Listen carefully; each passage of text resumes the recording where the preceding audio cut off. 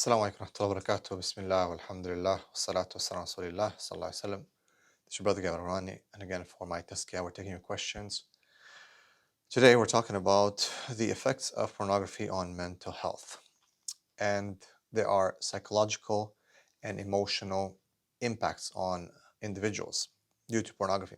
And pornography, as we said before, it's a bit different than any other forms of addiction because it is linked to something that is innate in a human being, which is the need to have intimacy, the need to be connected. And number one, what we need to understand is the emotional and psychological implications of consuming this material and the absence of organic halal intimacy. Just the absence itself, abstinence can lead a person to psychological and physiological issues, let alone replacing that need with something that is haram. So number one, it starts usually with anxiety.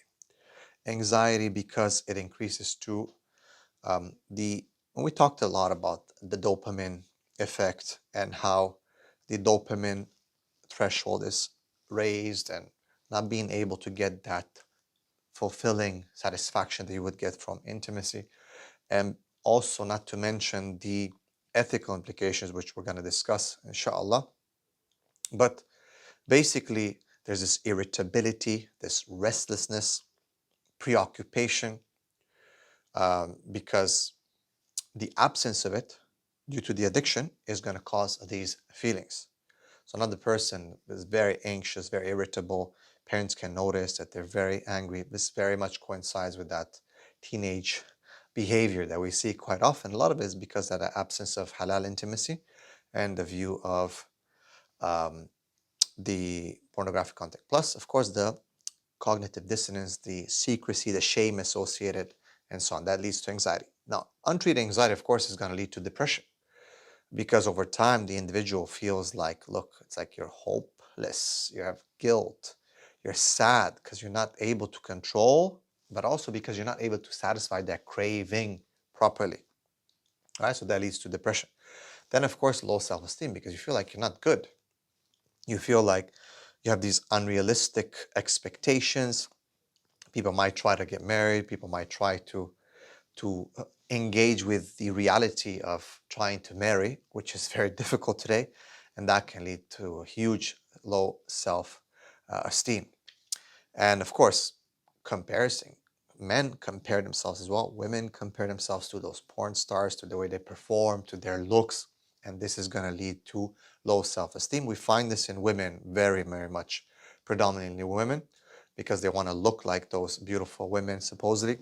And of course, with men as well, when they compare the size of their manhood. This is huge on men as well. It leads to a lot of low self-esteem. Relationship issues, the ability or inability to connect properly with a real man or woman when they get married, right? So you get desensitized to the sexual stimuli, to what expectations you might have. And again, that's going to cause a lot of guilt, a lot of anxiety, a lot of suspicion, and so on. Escalation. With many addictions, it's going to escalate to consumption of extreme forms of pornography, not to mention really, things that are going to pervert your sexuality. We find this ongoing, a very, very interesting pattern where it actually leads to someone changing their sexuality and becoming homosexual. And not to mention, it can escalate to zina and other forms of haram. And time and productivity, of course, you feel like you can't do anything, you can't fulfill your duties. Some people lose their jobs, some people have problems with their families, just not being able to be in shape, to go to the gym, the need and desire, the dopamine drive and chase that you would do in halal, that's missing. And of course, social isolation, away from your friends due to shame, away from people. You feel like you can fulfill your needs just this way. This has huge ramifications for you later on in life. So these are some of the important effects on mental health. It's huge these days. It can lead people to losing hope, leaving Islam, and even suicide. May Allah protect from that.